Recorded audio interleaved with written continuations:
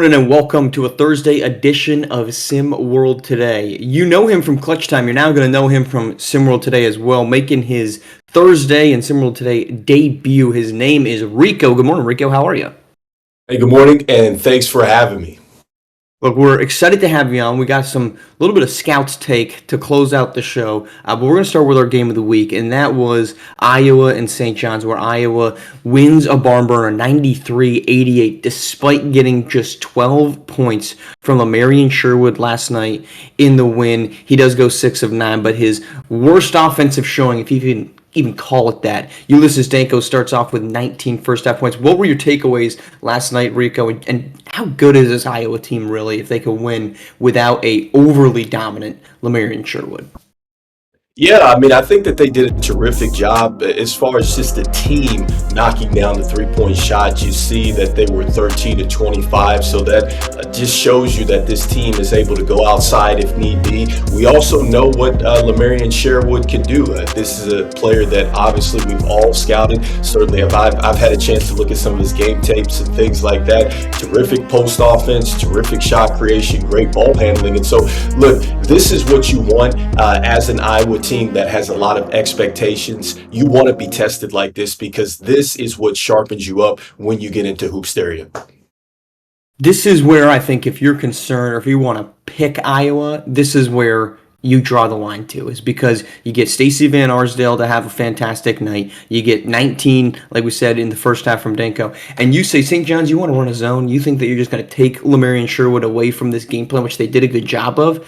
It still doesn't matter. This is a team, Iowa, that wants to play as fast as a Maserati. They want to go 0 to 100 as quickly as they possibly can. And that's really tough to do, Rico, when you've got a guy like Sherwood who operates completely in the paint, shooting 80% on the season because nobody can slow him down inside the paint. Typically, when you see a team that relies on a big man to have an offense like this, you need some, like a Trey Turner type guy. Typically, this team is slow, pounded in the paint, let Sherwood kind of do 3 post moves and overpower somebody. Not Iowa. They run up tempo, up and down the floor. So if you're looking around and you say, okay, well, we know how we can slow down Sherwood.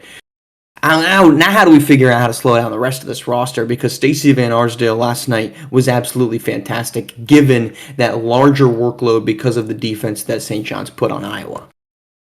Yeah, and you know what I love too about last night's game is that Iowa, as much as they like to play fast, they actually kept the turnovers down. And so that's one of the things that you'll see with a team that wants to play fast.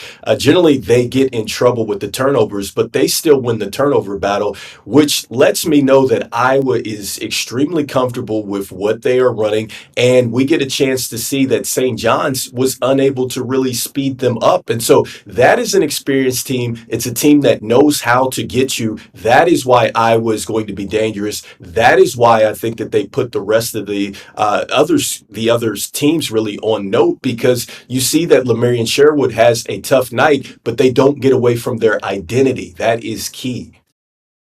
Yeah, you've got 3 guys that are expected to be the top 3 picks: Cooper King Cross, Lamarian Sherwood, and Jamison Johnson. And each of them, when you think, okay, we can take them out, their teams have shown they've got the depth to be able to make runs without them. Iowa most certainly going to jump up from number 9. I don't think there's a negative takeaway here for St. John's. It's you got beat by a team that's got the number 1 offense in the country. Speaking of getting beat, that's pretty much all, or about 50% of the time, that UConn has been doing. They suffered another one last night, 58-57. The reigning national runner-ups, the 2-time national championship appearance team, has just not looked like that squad. So Rico, as they sit now at 8-7, is there some concern about this team, and what do you even do to fix it?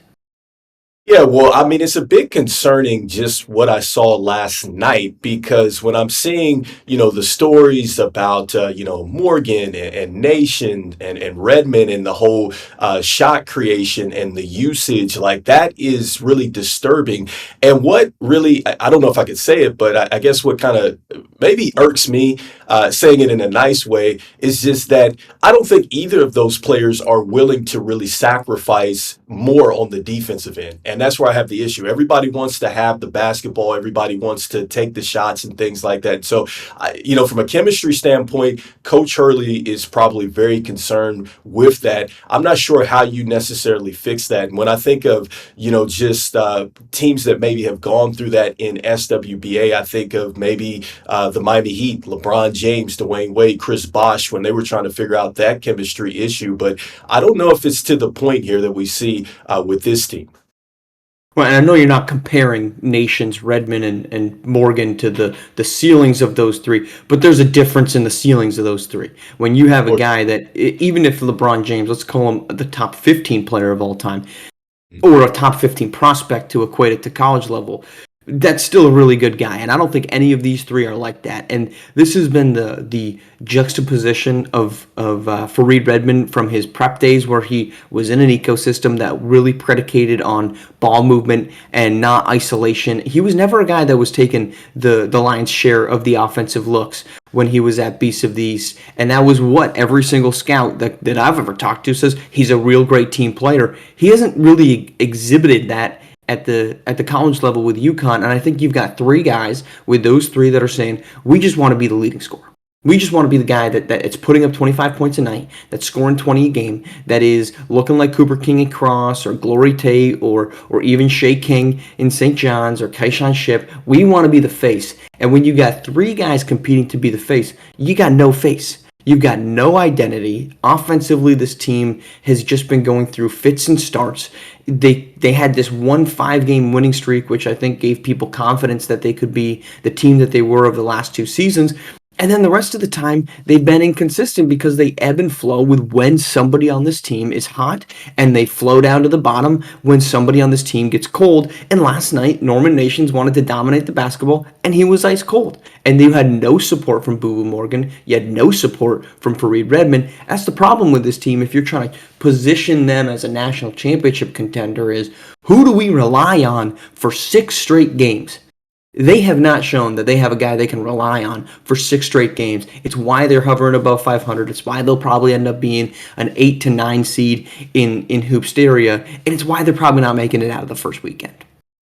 Yeah, and I mean, when you look at a couple of their losses, the bad losses, I mean, the loss that they had against, I want to say, was it Maryland was one of their losses, and then also another loss for them was Wichita. Those were not very good losses. And going back to the point, you're correct. They don't have the same talent as what we're talking about with LeBron, Dean Wade, and Chris Bosh. But the situation as far as me, I'm the scorer, I'm the guy, like that's the issue that they have there. And I think at some point, somebody has to be willing to really set aside the ego and say, look, you can be the guy. I can do other things on the court. That's what I'm trying to say. Like, that's what I don't see enough of. I guess it's sacrifice, and especially on the defensive end. I think that many people have maybe listened to, maybe the show that we have with Clutch Time Clutch Time, and then also to some of the broadcasts. We're always looking at the defensive side of things, and I just have a real issue with the lack of sacrifice from these players on the defensive end. That's my biggest issue with them. And I think with Coach Hurley, he wants to see some more of that, and that is how UConn is really going to turn it around, because you can create points, possessions that way defensively. It doesn't always have to be me isolation scoring. And truthfully, there's nothing really on the horizon right now for this team that gets you super excited. Your one recruit for next season is the 13th ranked guy who's a center. And unless we're going to see Lamarian Sherwood reincarnated here, or not reincarnated because fortunately Lamarian Sherwood still walks the face of the earth, but the next version of him, you've got some major question marks on who's going to be the offensive fulcrum for this team.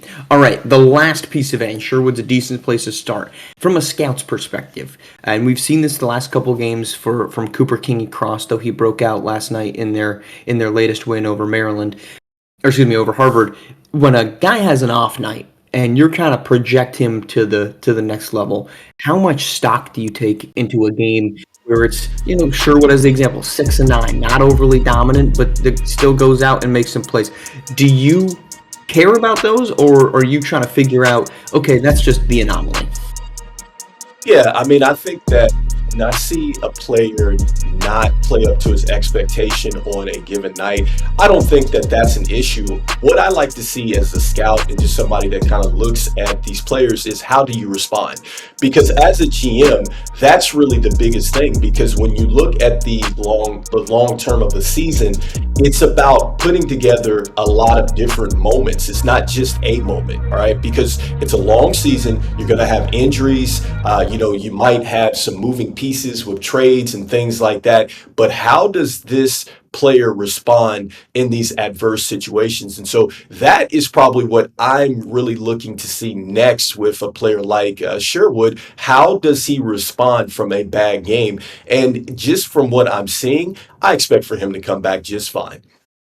And I think it's a hell of a bar that Lemarian Sherwood has provided, where he can go 6 of 9, he can have 12 points, he can have a double-double, and somebody can sit, and I'm not saying you're necessarily wrong, but somebody can sit here and say, that's a bad night from Lemarian Sherwood, when I'm pretty sure any other guy in college basketball that's fighting for a draft spot, that's a starter, a rotation player, projects that into the next level, they're going to take that 7 times out of 10, knowing that, hey, they probably want the other 3 to be big nights.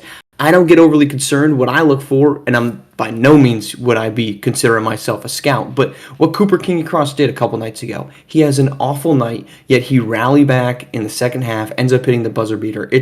Do you continue to play with the high intensity? Do you continue to respond in the adverse moments? I'd rather see a great player let's say he's averaging 18 shots per game at the next level. I would rather see him go 5 of 18 than 1 of 9, because if you go 1 of 9, I'm thinking you lost the confidence in the shot. And now if you're dishing out assists left and right, I'm all for it. I'm not advocating for chucking relentlessly, but you lost the confidence in your shot. And if you know you're a guy that's going to go out and hit 50% of your shots, I want to see that confidence in him to say, well, I'm going to find it. I'm going to get it back. Now, again, that doesn't mean you just start cratering possessions, but look, no one would be shocked to know as a Warriors fan, the nights when Steph Curry doesn't have it, I want to see that Steph Curry's still trying to find it, because when he gets hot, all it takes is one bucket, and these great guys are suddenly taking off, dominating, and back to what you'd expect. If they're seeking it out and they're trying to keep going, that's, to me, as the very uneducated scout, if you will, that I'm always interested in from the guys that you expect it from. Not necessarily your fringe rotation guys, but the stars that you're really, at the end of the day, all of us are judging from. Yeah, I mean, it's all about these expectations, right? And I think that that's the deal. Like, we have a high expectation, and you're correct in the sense that he did get a double-double. Like, at the end of the day, this goes back to what I was talking about with UConn. You have the ability to impact the game other than scoring, and that's what we saw in this game. And so it's wanting to do those little bit, or those intangibles, I should say. And then, to your point, if you're still in a game, how do you respond? I didn't see him quit in that game. I didn't see him really with his head down in that game. Look, he helped his team win the basketball game. Isn't that the end of the day? It's a 5-on-5 sport, and it's all about winning the basketball game. And that is exactly what you draft a player to do, to help you win games. All right, we had a chocked full day last night of SimWorld U, so let's get to our SimWorld U wrap up, run the tape, and we will recap all of it in our final days of non-conference play. It starts in Richmond, where the Spiders and Colorado State go to battle. It's a Spiders win 68-62. Tony Christopher Fuller with 15 points and 9 rebounds for Richmond in the win. The Rams led by R.A. Edwards with 16 points. Head to Villanova, where it's Justin Bell and Aaron Lovejoy particularly carrying the way. 30 points from Aaron Lovejoy, and number 8 Nova gets a 68-69 win. Aaron Lovejoy 18 points and a half to carry them. Rutgers and UConn we already talked about, so let's bump over to Davidson, where it's a big night from Benari James. Gets a technical, 30 points in the win, an emphatic win over Penn State, 89-73. Indiana and Houston. Indiana getting a much-needed win to get above 500 even further, 68-62. Mackenzie Mbako leads the way with 19. A quiet night from Houston, though. Carl Holmes, a big night individually, 26 and 13 in the win. Harvard and Maryland. Harvard, after getting whooped by Iowa and Marion Sherwood a night ago. It's Maryland coming to town and doing the same. 21-7-5 from Cooper King Cross, a 74-65 win. Posters left and right. Princeton, they're trying to keep their top 25 status. Going to be tough after a loss to Wisconsin at home, 83-79. Drake Harvell with 21 points for the Badgers in the win. Tyshawn Penn leads the way for Princeton, 16-6 for the Tigers. Head to SMU where they were playing host to Minnesota, and it's McKellen Duvall leading the way with 21-5-5. 4 straight threes from Torian Lane. 4 total, 3 straight late in this game. A 77-71 win for the Mustangs over number 22 ranked Minnesota. Close it out with Wichita State playing host to Michigan State, a 65-55 win for the Spartans. Caden Rudolph leads it with 19. Randolph and Jai Edge adds 12. That is our show. Rico, appreciate you coming on. Where can everybody else check you to make sure that they are tuning into all things that you're delivering for them? Yeah, make sure that you go ahead and catch me on Clutch Time. So that show appears every Tuesday. So generally you can catch me there, and hopefully you'll be able to catch me a little bit more with some fast break reactions, talking about some of these bigger games that occur during the week.